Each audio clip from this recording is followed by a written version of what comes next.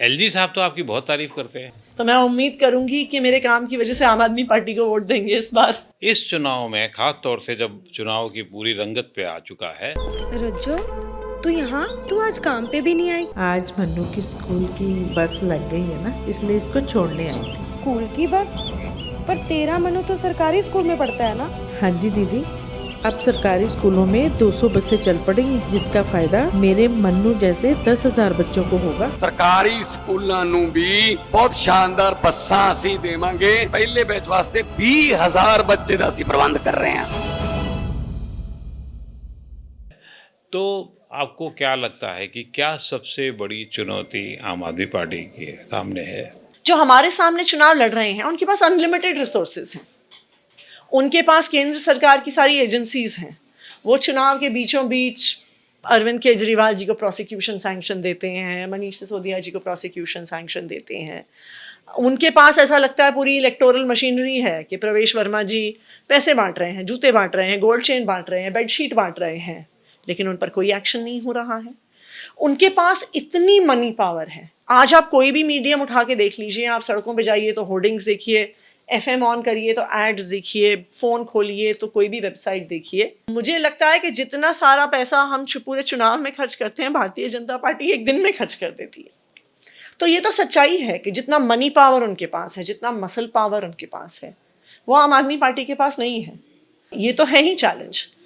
पर मुझे ये लगता है कि हमारे पास अपने काम की ताकत है, और जो काम हमने किया है, जो दिल्ली वालों की ज़िंदगी में सुधार आया है, मुझे लगता है वो हमारी ताकत है। आप अपने मोहल्ला क्लिनिक की बात करते हैं, स्कूलों की बात करते हैं, बीजेपी आपके शीश महल की बात करती है, वो शराब मामले को उठा रही है। देखिए, मैं कहती तो हूँ भारतीय जनता पार्टी के पास, मैं यही तो कह रही थी, उनके पास देखिए, अब जब हम चुनाव में जा रहे हैं, हम दो तरह की चीज़ों की बात कर रहे हैं। हमने 10 साल में क्या काम किया और हम आने वाले 5 साल में क्या काम करेंगे, यानी हमारा काम और हमारा विजन। भारतीय जनता पार्टी के पास ना काम है, ना उनके पास कोई विजन है।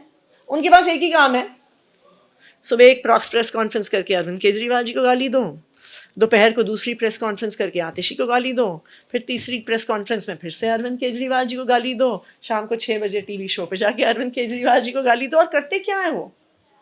10 साल में उन्होंने क्या काम किया है दिल्ली वालों के लिए? हम तो एक छोटी सी सरकार हैं, वो तो केंद्र सरकार में है।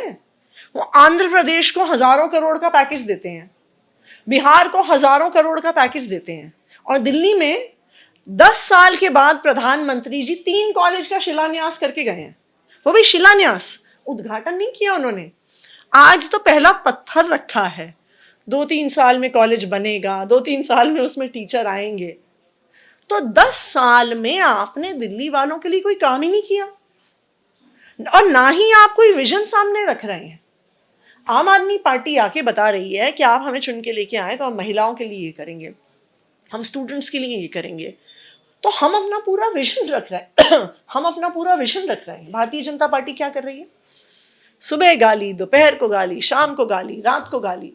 तो ये वाला चुनाव बेसिकली 2 तरह की राजनीति में है, एक पढ़े लिखे काम करने वाले लोगों की राजनीति और एक गाली गलौज की राजनीति। आतिशी जी, आप महिला हैं और सीएम की कुर्सी पे बैठी हैं। पूरे देश में चर्चा हो रही है महिला सम्मान राशि योजना की। इसकी जरूरत क्यों पड़ी? देखिए, आप एक आम महिला की जिंदगी के बारे में सोचिए। जब से वो छोटी सी उम्र की होती है ना, किसी महिला को अपने छोटे छोटे खर्चे के लिए किसी ना किसी पुरुष के सामने हाथ फैलाना पड़ता है। जब छोटी होती हैं तो पिता के सामने हाथ फैलाती हैं, बड़ी हो जाती हैं तो पति के सामने हाथ फैलाती हैं, बुजुर्ग हो जाती हैं तो बेटे के सामने हाथ फैलाती हैं। किसी को भी हाथ फैलाना अच्छा नहीं लगता। तो अगर हम कहते हैं कि हम दिल्ली की महिलाओं के हाथ में 2100 रुपए की सम्मान राशि देंगे, तो उससे उनकी जिंदगी में जो आत्मसम्मान आता है, जो एक इंडिपेंडेंस आती है, मुझे लगता है कि यहाँ पर हम उसको इमेजिन नहीं कर सकते। ये जो तथाकथित बांटने की राजनीति का एक विस्तार हो रहा है, क्या स्टेट एक्सचेंजर पर निगाह जा रही है या नहीं जा रही है, तो क्या है? और जगह जब बड़े राज्यों में जाएगी तो उसका क्या नतीजा होगा? आप उसको किस बड़े स्तर पर देखते हैं? यहाँ पर दिल्ली में 2100 या 2500 दिया जाएगा तो क्या होगा?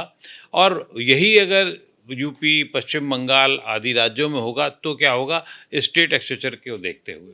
दिल्ली देश की इकलौती सरकार है जो मुनाफे में चलती है। हम बिजली फ्री देते हैं, पानी फ्री देते हैं, अच्छे स्कूल में शिक्षा देते हैं, मोहल्ला क्लिनिक में इलाज फ्री देते हैं, बस यात्रा फ्री देते हैं, फिर भी मुनाफे की सरकार चलाते हैं। क्या करती है भारतीय जनता पार्टी अपने राज्यों में? वो अपनी जेब में पैसा डालते हैं, अपने उद्योगपति दोस्तों की जेब में लाखों करोड़ रुपया डालते हैं। क्योंकि हम ईमानदारी से सरकार चलाते हैं, हमने दिल्ली का राजस्व बढ़ाया है। 2014-15 में दिल्ली का टोटल बजट 30,000 करोड़ होता था।